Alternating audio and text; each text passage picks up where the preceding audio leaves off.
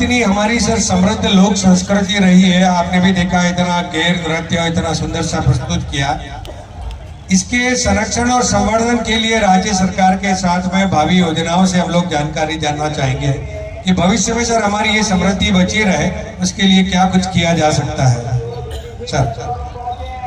धन्यवाद, आपने ये सवाल पूछा इसके लिए। सबसे पहले तो यहाँ पे 4 राज्य के आदिवासी समाज से ये सांस्कृतिक कार्यक्रम में भाग लेने वाले गैर प्रोग्राम और सांस्कृतिक कार्यक्रम में भी भागीदारी लेने वालों को भी मैं धन्यवाद देना चाहूंगा। और हम यही उम्मीद करते हैं कि आप अपनी जो संस्कृति है, जो परंपरा है, उसको बचाए रखें और उसको हमको आगे बढ़ाना है। सरकारें कोई भी हो, लेकिन यहाँ पे जहां तक मेरे को जानकारी है, बेणेश्वर के अंदर प्रत्येक एक कार्यक्रम को 5,000 रुपया इनाम दिया जा रहा है। और जो फर्स्ट और सेकंड और थर्ड है, फर्स्ट शायद 11,000 है और सेकंड 7,000 ऐसा है। तो हमें सरकार की तरफ से तो मिल रहा है, लेकिन इसके अलावा भी हमारे ये जो संस्कृति हम यहाँ पे हमारी परंपरा बताते हैं, ये हमारे गांवों के अंदर भी जीवित रखना होगा। आज हम लोग देखते हैं कई गांवों के अंदर जहां हम लोग यहाँ पे शानदार प्रस्तुति देते हैं, लेकिन गांवों में आज धीरे धीरे खत्म हो रही है। आज ये गैर प्रोग्राम शानदार मैंने देखा। हम छोटे थे तब हमारे होली से पहले 15 दिन पहले हम गैर खेलते थे, और 15 दिन ऐसे खेलते थे जो पूरी तरह से शाम को 7 से 10 बजे तक हर गांव के हर थले के अंदर ढोल बजता था और गैर खेली जाती थी। वो परंपरा भी हमारे गांवों के अंदर जीवित रखना होगा। यही हमारे आदिवासियों की पहचान है। धन्यवाद सर। मैं एक और जानकारी चाहूंगा कि जब आज के इस परिवर्तन समय में जब मोबाइल और मीडिया का इतना प्रभाव है, हमारे युवाओं को आप क्या कुछ संदेश देना चाहेंगे कि हमारी न केवल इस संस्कृति के साथ में बल्कि हमारे इस पूरे क्षेत्र में एक अच्छा सा विकास हो, उसके लिए युवाओं की भागीदारी के लिए, क्योंकि सर आप युवा हैं तो विशेष तौर से हम लोग चाहेंगे कि इसके लिए क्या कुछ विचार रखते हैं आप। देखो, मोबाइल एक ऐसी चीज है, पॉजिटिव भी हो और नेगेटिव भी है। मोबाइल के अंदर बहुत कुछ है जो हम पा सकते हैं, और मोबाइल के अंदर ऐसी बहुत सारी गंदी चीजें भी आती है जो उसको देख के हमारा समाज बिगड़ सकता है, हमारे लोग, हमारे युवा पीढ़ी भी बिगड़ सकती है। तो हम लोगों को हमारे समाज को अच्छा बनाने के लिए और हमारे युवा साथियों से मैं ये कहना चाह रहा हूँ कि मोबाइल के अंदर अच्छी अच्छी चीजें मिलती है। हम लोगों को देश और दुनिया की जानकारी मिल सकती है, हमारे पढ़ाई संबंधित हमें जानकारी मिल सकती है, हमारे इस संस्कृति के बारे में जानकारी मिल सकती है। हमें बहुत कुछ मोबाइल देता है, लेकिन इसी तरह से अगर मोबाइल से जितना हो सके इतना हम ले सकते हैं, लेकिन एक तरफ देखें तो खराब चीजें भी हम जो मोबाइल के अंदर आती है वो नहीं लेनी चाहिए, मेरा मानना है। सर एक और जानकारी, चूंकि आप जनप्रतिनिधि हैं सर, अभी आपने कहा कि जिला प्रशासन की तरफ से इतना इनाम दिया जाता है, इतनी भागीदारी है, तो जन कल्याणकारी योजनाएं राज्य सरकारों की बहुत अच्छी अच्छी होती है। तो हम लोग आपसे जानना चाहेंगे सर, आप जनप्रतिनिधि के तौर पर ऐसा क्या कुछ प्रयास करेंगे कि वो तमाम जन कल्याणकारी योजना एक आम जन तक, नीचे तबके तक पहुंच पाए। आज की तारीख में मैं आपका सवाल का जवाब देना चाहूंगा।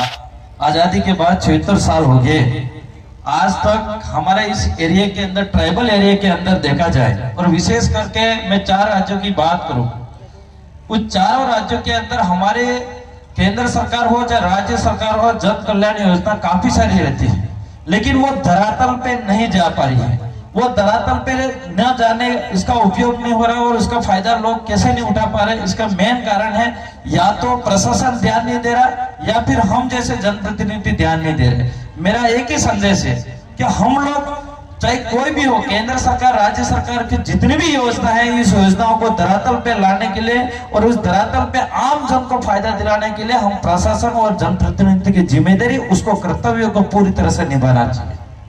बहुत अच्छी बात सर। अंत में एक और सवाल जरूर पूछूंगा सर मैं, इतने सारे श्रद्धालु बैठे हुए हैं घाट पे, हम लोग जाते भी हैं, आप भी पहुंचे होंगे, क्या कुछ किया जा सकता है सर स्वच्छता के लिए? लेकिन कहीं आत्मा दुखती है जब वहां देखते हैं कहीं गंदगी हो, तो उनके लिए भी आप एक क्योंकि आपकी बात सब जन जन तक पहुंचती है।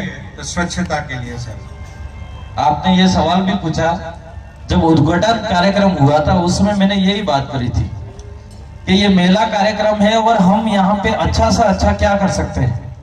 और वहां पे मैंने ये भी कहा था कि इस मंच पे कि मैं इस मेले के लिए मेरी तरफ से जितना हो सके इतना बजट देने के लिए तैयार हूं, लेकिन अन्य जनप्रतिनिधि भी बैठे थे और उनको भी मैंने कहा था कि आप भी संवैधानिक पोस्ट पे हो तो जितनी मेरी जिम्मेदारी बनती है इतनी आपकी भी बनती है और आपका भी सहयोग मिलेगा। तो यहाँ इसी मंच से घोषणा होगी तो मैं समझता हूँ इस बेड़ेश्वर एक तरफ से चमकेगा ही हूँ। लेकिन कुछ बातें उनको पता नहीं क्या मिर्ची लगी, लेकिन मेरा यह कर्तव्य है और मैं इस स्थानीय विधायक होने के नाते मेरा पूरा प्रयास है इस मेला को अच्छा से अच्छा बनाया जाए।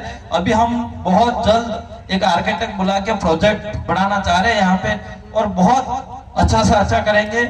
यहाँ पे हमारे जो खुली जमीन पड़ी हुई है, जो आदिवासी समाज का 100 से 200 1000 2000 रुपए इकट्ठे करके 7 से 8 लाख रुपए का खर्चा करके पूरे झाड़ियां वगैरह सफाई करी और वहां पे मैंने अभी 15 लाख का भवन दिया और एक टंकी भी दी है, 5 लाख की टंकी देना चाह रहा हूं ताकि यहाँ पे हमारे पेड़ पौधे लगाएंगे हम लोग, हरा भरा बेड़ेश्वर हो। और हमारे यहाँ पे मैं चाह रहा हूँ कि ये सबसे ज्यादा गंदगी की बात है तो हमने प्रशासन के द्वारा 60 से 70 शौचालय तो लगा दिए, लेकिन उसकी साफ सफाई नहीं होने की वजह से लोग उस शौचालय में जाना पसंद नहीं करते।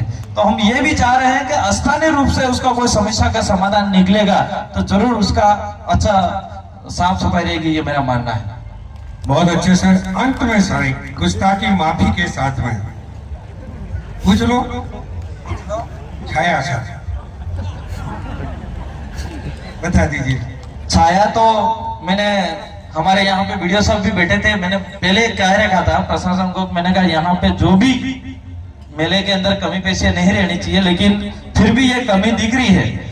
और वो यहाँ पे हमारे सीओ बैठे थे और मैंने कहा था कि यहाँ पूरा टीन सेट लगा देंगे तो कैसा रहेगा, डोम वगैरह लगा देंगे। वो कह रहे थे इसके बारे में आप सोचना, और थोड़ा ये मंच जगह भी थोड़ी कम पड़ रही है तो हम ये चाहेंगे कि इसको थोड़ी जगह भी बढ़ाया जाए और आपके जो 2026 के मेला होगा उसमें आपकी सहायता मिलेगा, ये मैं आपको कहना चाहता हूं।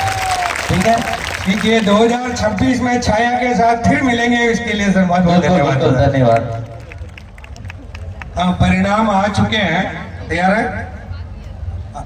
नेहरू युवा केंद्र आयोजन सचिव और नेहरू युवा केंद्र के जितने साथी हैं उनसे निवेदन करूंगा आप लोग आ जाएं और अतिथियों के कर कमलों द्वारा परिणाम की घोषणा करें। उसके बाद में खेल विभाग जो आयोजन सचिव रहेगा, जनजातीय क्षेत्रीय विकास विभाग राजस्थान उदयपुर, जिला प्रशासन और अब